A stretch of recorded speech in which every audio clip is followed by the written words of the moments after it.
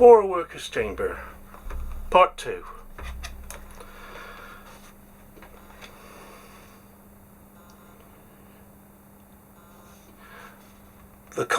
Marx stated, the Commune was formed of the municipal councillors chosen by universal suffrage in various wards of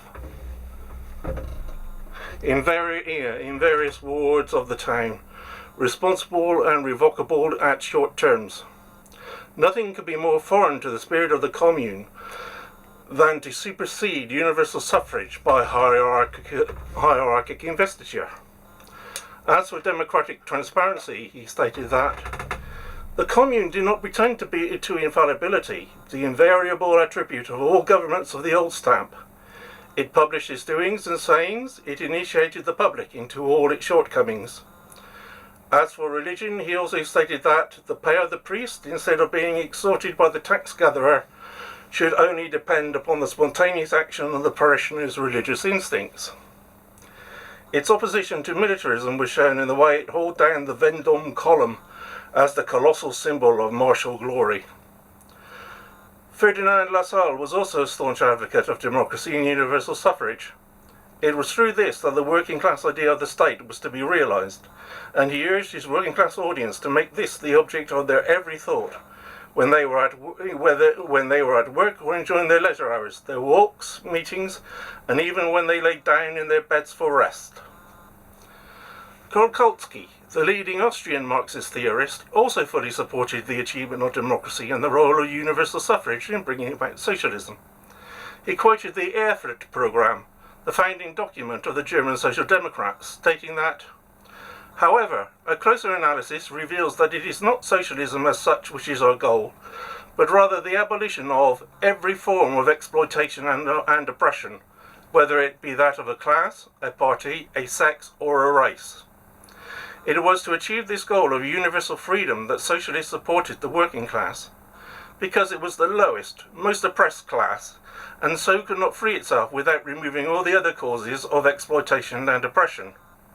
If this could be achieved with the retention of private property, as the anarchist Proudhon believed, then they would have to abandon socialism. That would not, however, mean abandoning the final goal. Kautsky therefore concluded, democracy and socialism cannot therefore be distinguished on the basis that one is a means and the other an end. Both are a means towards the same end. He went on, the proletarian class struggle as a mass struggle presupposes democracy, if not necessary unconditional and pure democracy, at least that degree of democracy, which is required to organise the masses and keep them regularly informed. This can never be done adequately by secret methods. Individual tracts are not a substitute for a thriving daily press. Masses cannot be organised clandestinely, and above all, a secret organisation cannot be a democratic one. Such an organisation invariably leads to the dictatorship of one individual or of a group of leaders. The common members are reduced to the function of executive instruments. Such a situation of this kind might become necessary for the oppressed strata if there was a complete lack of democracy, but it would not further self-government of the masses, but instead the messiah complexes of the leaders and their dictatorial habits. He concluded on this point. Thus the most varied factors combine to make universal suffrage with equal voting rights for all appear as the only rational method in the society of today, and to bring this issue into increasing prominence.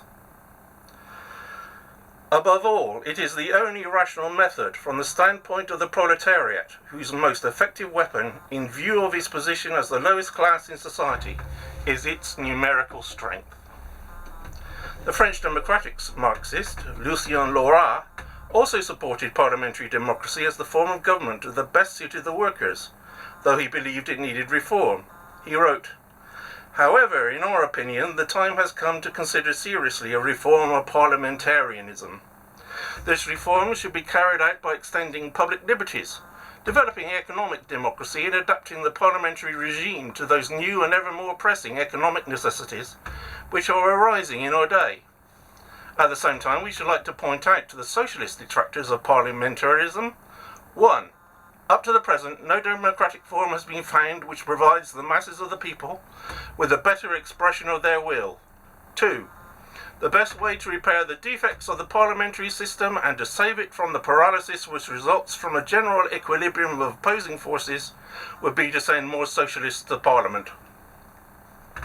As far as democracy itself is concerned, together with Marx and Engels, we consider it the condition sine qua non of all fruitful socialist activity. Because without it, collective property would be inconceivable. We believe, with Karl Kautsky, that to doubt democracy is in reality to doubt the proletariat itself, and that in general the existence of a dictatorial and authoritarian government at a given moment proves, for this moment at least, the inability of the proletariat to emancipate itself, because no proletariat capable of doing so would tolerate for one moment any government determining what it should read, what it should hear, and what it should do. In Britain, both the Fabian Society and the Labour Party, which it later joined, believed in establishing socialism through parliamentary democracy. In his The Basis of Socialism, historic in Fabian Essays, Sidney Webb, one of the founders of the Fabian Society, wrote,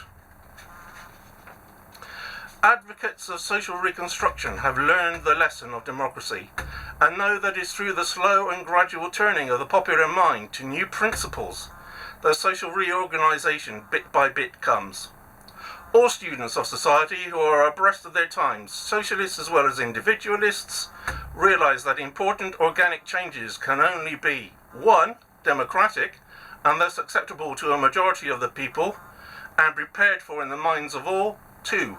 Gradual, and thus causing no dislocation, however rapid may be the rate of progress. 3. Not regarded as immoral by the mass of the people, and thus not subjectively demoralizing to them. And 4. In this country, at any rate, constitutional and peaceful."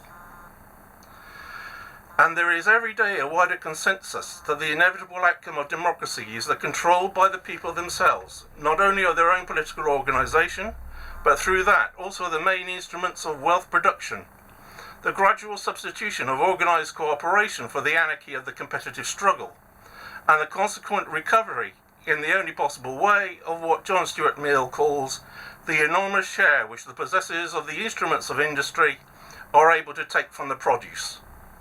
The economic side of the democratic idea is, in fact, socialism itself.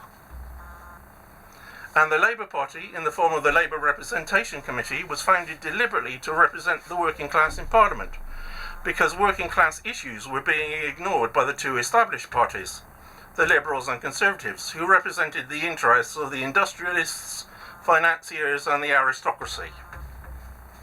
But the hopes of Parliament establishing socialism and representing the interests of working people have increasingly receded. Parliament has always contained MPs with ties to big business. Gracchus, in his book detailing how the Conservatives voted and acted against the interests of the working class during the Second World War, lists about 18 MPs who were either the heads of companies, held directorships, or were major landlords. The power of big business and industry was strengthened immensely by the election victory of Margaret Thatcher in 1979 and her determination to destroy socialism and trade unionism. She was also keen to involve businessmen in politics and administration, in a policy called by its critics corporatism without the working class. This referred to Mussolini's corporate state and the way Parliament was replaced by a council of corporations, representing both the industrialists and trade unions. Thatcher's policy was taken over and expanded by successive administrations, including that of Tony Blair. Coupled with privatisation and the outsourcing of the functions of government to private companies, the result is that now the British state and its administrative organs are dominated by the representatives of industry, who are found at every level of government. George Monbiot described the situation and its corrosive effects on public policies, accountability and governmental standards in his 2001 book, Captive State. Subtitled The Corporate Takeover of Britain, this also had a section listing 42 company directors now holding positions in government, and the situation has got worse. It has been estimated that 78% of MPs are millionaires. The book Parliament Limited by the journalist Martin Williams, published in May 2016, stated that between them, MP held 2,800 directorships in 2,450 companies, which had a total workforce of 1.2 million people and an annual turnover of 220 billion. These industrialists have passed legislation in their own favour. This is particularly clear in the case of the supermarkets, where connection to politicians in local and national government has allowed the big supermarket chains to expand at the expense of small local businesses, farmers and suppliers, who are subject to extremely predatory and exploitative contracts. Small businesses also tend to employ in total more people than the supermarkets, so where one opens and drives the local shops out of business, unemployment goes up. The demands of big business against the interests of the working class are also shown in the exploitative employment policies adopted by politicians to appeal to middle-class voters. These have included the various laws designed to create a flexible labour market in which workers can be hired and fired at will.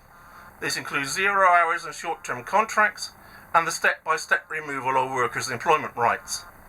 Other aids to big business include workfare. Under this system, the long-term unemployed are forced to take up a position working for their benefits by the job centre at a charity or business. If they do not take up the place, they are sanctioned and lose their benefits. Despite promises by the DWP that this will allow the unemployed to acquire the skills to find and get permanent work, the result is the opposite. It does, however, act as a supply of cheap, publicly subsidised labour to businesses like the supermarkets and other large stores. Parliament is not working for the working class and needs to be reformed to become more representative of their interests. Alternative working class political assemblies. Excluded from Parliament, the working class and labour organisations have a history of setting up alternative assemblies to represent their political interests. The Chartists, in their campaign to get working men the vote, formed their own Convention of the Industrious Classes, which was to meet on 4th February 1839.